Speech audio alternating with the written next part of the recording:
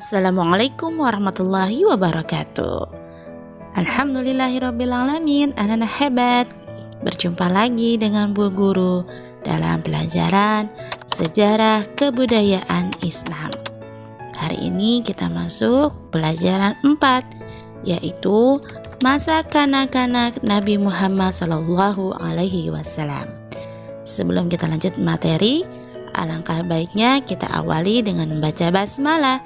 Bismillahirrahmanirrahim. Simak materi ya.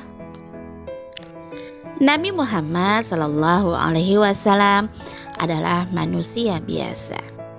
Beliau juga mempunyai ayah, ibu, kakek, dan paman serta keluarga lainnya.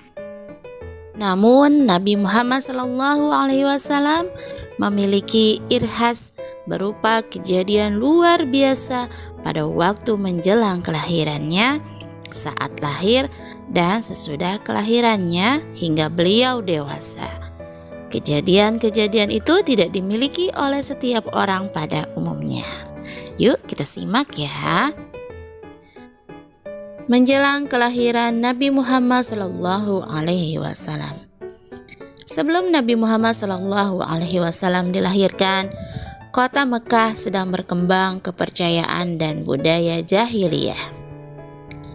Agama, adat istiadat, dan kepercayaan mereka sangat bertentangan dengan ajaran nabi-nabi terdahulu. Sebagian besar penduduk Mekah menyembah berhala, seperti yang dilakukan bangsa Arab lainnya. Setiap suku di Mekah pun mempunyai berhala masing-masing dan menyembahnya.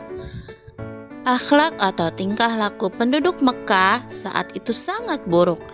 Keadaan masyarakatnya kacau karena moral mereka sudah sangat rusak. Minum-minuman keras dan mabuk-mabukan sudah menjadi kebiasaan sehari-hari. Menjelang Nabi Muhammad SAW dilahirkan, datanglah tentara Yaman yang dipimpin oleh Raja Abraha dengan menunggang gajah. Jumlah mereka sangat banyak.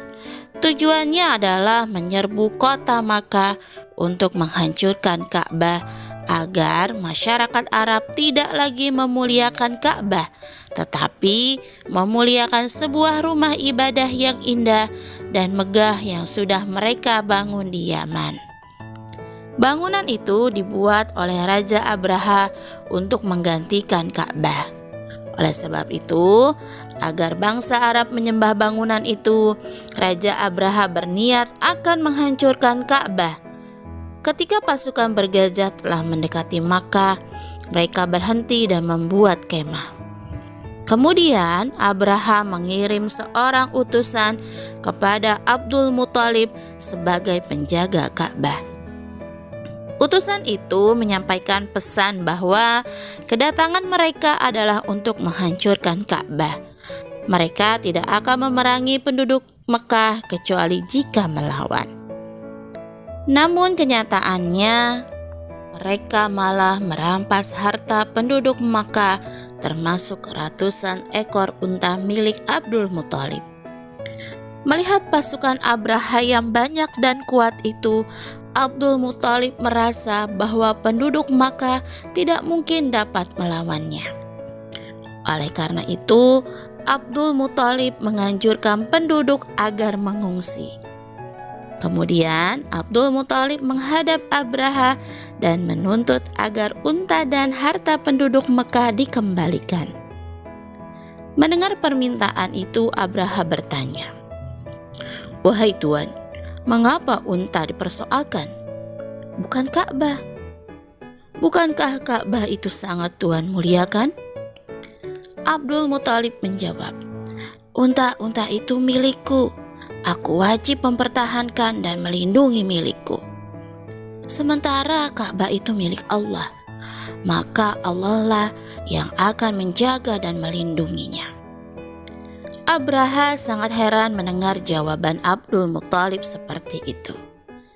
Setelah menyerahkan unta kepada Abdul Muthalib, pasukan Abraha akhirnya bergerak memasuki kota Makkah. Mereka sudah siap untuk menghancurkan Ka'bah. Tetapi Allah Subhanahu wa Ta'ala menjaga dan melindungi rumah suci itu. Allah Subhanahu wa Ta'ala mengutus segerombolan burung ababil yang membawa batu kerikil yang sangat panas dari Sijil atau tanah yang terbakar. Burung-burung tersebut melempari tentara Abraha sehingga hancur binasa. Selamatlah Ka'bah dari kehancuran karena pertolongan Allah Subhanahu wa Ta'ala. Peristiwa ini dijelaskan oleh Allah Subhanahu wa Ta'ala dalam surah Al-Fil, terdiri dari 5 ayat. Anak-anak hebat, itulah kisah menjelang kelahiran Nabi Muhammad SAW. Semoga menjadi pengetahuan dan menambah wawasan anak-anak hebat semuanya dalam mempelajari atau meneladani kisah Rasulullah SAW. Baik anak-anak hebat, materi hari ini sampai sini Bu Guru berikan. Insya Allah kita berjumpa lagi di pekan depan dengan materi yang pasti tidak kalah menariknya. Dan tetap semangat belajar dari rumah. Bu Guru akhiri. Wassalamualaikum warahmatullahi wabarakatuh. Ila liqa. Terima kasih.